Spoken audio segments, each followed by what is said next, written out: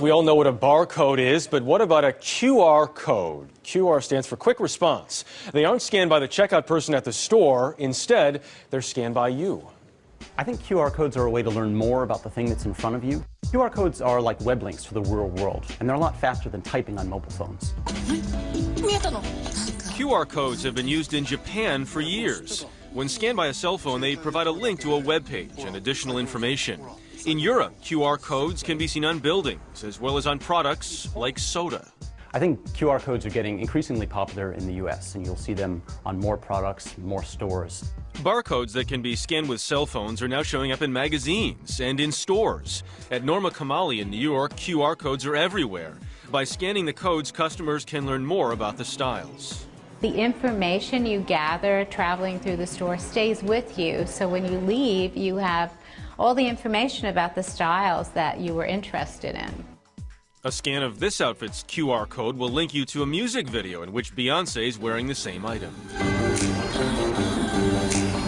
And QR codes can give new meaning to the idea of window shopping. If there's a style in the window that you really like, customers can shop directly from the barcode. So if it's after 6, you can shop without anybody and do it on your own.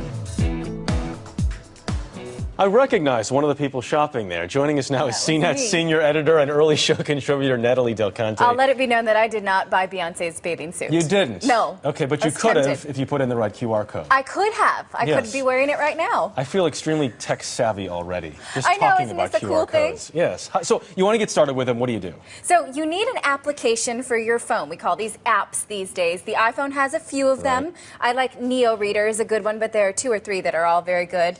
Android phones, that's Google's phone, has their own. Each phone has a different software. You can find them pretty easily. Neo Reader is one that works on non-smartphones as well. So if you're thinking, oh, I need an iPhone for this, you don't actually. You just need a phone with a camera, and then you get software for it. As soon as you launch that application, the application will launch your camera phone. But you're taking a picture of the QR code and then it's taking it into the phone. You don't necessarily take a picture. It uses the camera to scan it. As soon as the camera reads that code, it's going to send you to wherever that QR code wants to send you. Where might we see these? Magazines? Well, we're already seeing these in magazines. So here's a Self magazine that's using it. On the inside, if I scan this with Microsoft Tag program, then I can learn how to get hair like Ellen Pompeo, apparently. You immediately get hair like Ellen Pompeo. Well, it doesn't actually do my hair, but it gives me a little how-to video that tells me how to do that, which is nice. If it did. So they can augment their content because, you know, these magazines are made months in advance. But whatever they want to send us to on the web, it makes it very interactive and now. All sorts of different magazines. Yeah, all of these magazines have them on the inside. You probably have seen them, but just not known what it was. I can get Robert Pattinson's hair if I scan the QR code. You might need to grow it out a bit, but yes, in theory. Let me We also see them on video games now. See on the back of this Halo? There's a code here that's going to teach you more about Halo, like maybe how to get around a wall or use your weapons a little bit better. By taking you to a website or whatever else. Right, you just scan this with your phone, and then it's going to take you to a Halo website.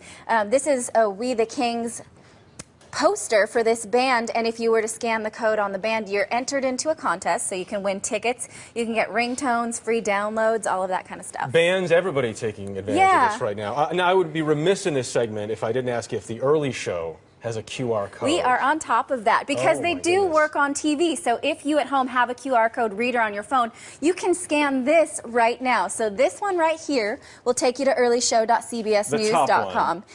You can get it right off the screen. Right now, right this very minute. And that will take you to an article about QR codes from the Early Show. The one on the bottom will take you to a video about QR codes that actually I did, and it'll walk you through all of this from top to bottom so that you can start using these, because you will start seeing them now that you know that they exist. What great stuff. Yeah, it's kind of a neat theory, because if you're at home getting your kids out the door and you see a segment that you want to learn more about, scan the code, you've got it on your phone, and all of our CBS reporting will go with you. Good stuff, Natalie Del Conte. Thank you very much. A lot happens early on The Early Show, weekday mornings on CBS.